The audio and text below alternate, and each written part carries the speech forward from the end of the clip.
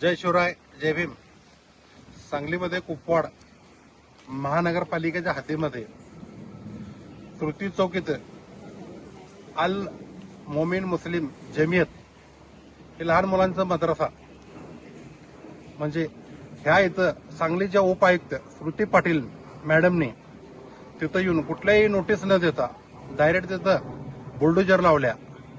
Patil madam हा सांगलीमध्ये जवळजवळ 5-6 वर्ष झालं सांगलीमध्ये आहेत. कारण की यांनी मध्ये बदली झाली, यांची 6 महिनेपूर्वी बदली झाली, परत रिटर्न आल्या. पाटील मॅडम हुकुमशाही आहे का संविधान रक्षक आहे ही मी लवकरच महाराष्ट्र मुख्यमंत्री देवेंद्र फडणवीस साहेबांची भेट घेऊन ह्या पाटील मॅडमची यांची प्रॉपर्टीची यांची टोटल पॅन कार्ड आधार कार्ड नातेवाईक यांची चौकशी लावणार आहे. कारण की पाटील मॅडम आहेत ना, गरिबांचे नुसता जिथं विश्रामबागमध्ये अतिक्रमण केलेत, गरिबांचे सगळे पानटपरी असतील, दुकान असतील, घर असतील, त्यांचे काढायला ते फोडं असतात. आणि तिथल्या तिथं बाजूला अतिक्रमण पाण्याच्या टाकी महानगरपालिकेच्या खाली गणेश नाश्ता सेंटर सांगलीमध्ये हा फेमस आहे, तिला जाऊन त्यांनी हात पण लावत नाहीत. कारण की पालिकेला त्यांच्याकडनं खूप मोठा पाकिट मिळतं वाढतं असं आम्हाला समजतंय. कारण की अतिक्रमांक जर मुक्त करायचं असेल तर सगळीकडे करा, एकाला एक वेगळं करू नका.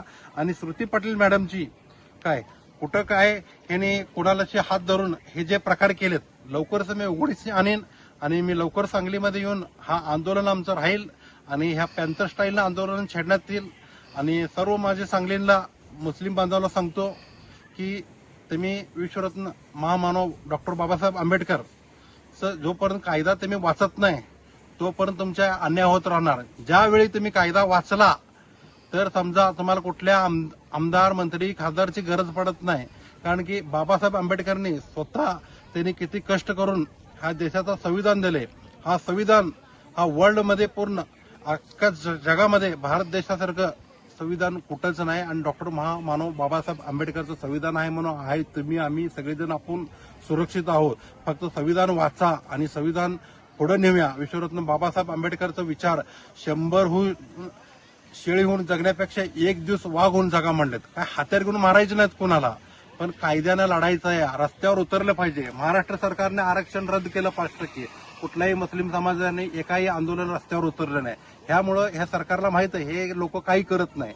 पण आज सगळ्यांना जागा झालं पाहिजे.